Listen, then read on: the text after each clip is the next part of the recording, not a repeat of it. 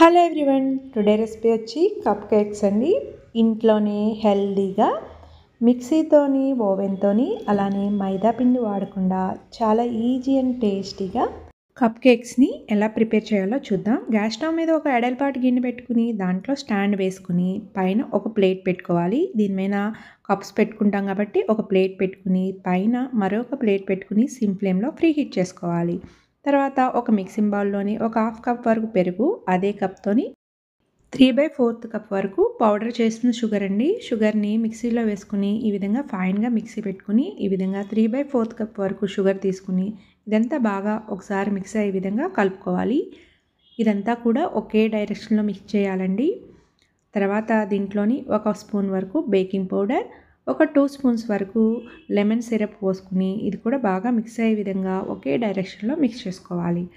తర్వాత అదే కప్తోని half cup వరకు నెయ్యి వేస్తున్నానండి. దీని ప్లేస్లో మీరు సన్ఫ్లవర్ ఆయిల్ అయినా కూడా వేసుకోవచ్చు. ఒక హాఫ్ స్పూన్ వరకు బేకింగ్ సోడా వేసుకుని ఇదంతా ఒక్కసారి మిక్స్ అయ్యే విధంగా ఒకే డైరెక్షన్లో కలుపుకోవాలి. కేక్ బ్యాటర్ అనేది ఒకే డైరెక్షన్లో మిక్స్ చేసుకోవడం వల్ల కేక్ అనేది ఫ్లఫీగా వస్తుంది. కాబట్టి ఒకే డైరెక్షన్లో మిక్స్ చేసుకోండి. తర్వాత స్ట్రైనర్ పెట్టుకుని అదే కప్తో ఒక 1 కప్ వరకు గోధుమ పిండి తీసుకుని ఈ విధంగా స్ట్రెయిన్ చేసుకోవాలి. తర్వాత ఇది కూడా ఒకే డైరెక్షన్లో మిక్స్ చేయండి. ఈ విధంగా అంతా బాగా కలిసే విధంగా కలుపుకోవాలి.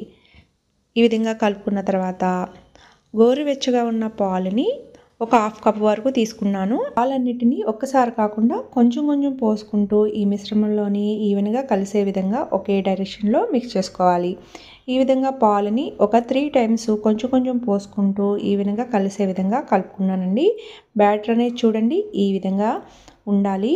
మరి థిక్గా కాకుండా పలుచగా కాకుండా ఈ విధంగా ఉంటే సరిపోతుంది. చివరిగా దీంట్లోని కొంచెం వెనీలా ఎసెన్స్ కూడా వేసుకుని ఇదంతా ఒక్కసారి మిక్స్ చేసుకుంటే కేక్ బ్యాటర్ అనేది రెడీ అయిపోయింది.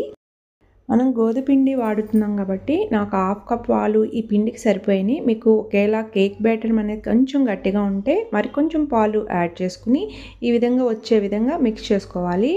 తర్వాత పేపర్ కప్స్లోని ఈ కేక్ బ్యాటర్ని ఫుల్గా కాకుండా హాఫ్ వరకు వేసుకుని పైన బాదం పప్పుల్ని చిన్నగా ఫైన్గా చాప్ చేసుకుని వేస్తున్నానండి. ఈ విధంగా వేసుకున్న తర్వాత ట్యాప్ చేసుకోవాలి. తర్వాత ప్రీ హీట్ చేసుకున్న బౌల్లోని కప్స్ అన్నిటినీ ఒకదాని తర్వాత ఒకటన్నిటిని పెట్టుకోవాలి. అన్నీ టచ్ అవ్వకుండా కొంచెం దూరంగా ఉండేటట్టు పెట్టుకొని మీడియం ఫ్లేమ్లో పెట్టుకుని మూత పెట్టుకుని ఒక 20 to 25 మినిట్స్ పాటు బేక్ చేసుకుంటే ఈ విధంగా కప్ కేక్స్ అనేది రెడీ అయిపోతాయండి. ఇవి తీసుకుని పూర్తిగా చల్లారిన తర్వాత డిమోల్డ్ చేసుకుంటే కేక్స్ అనేది రెడీ.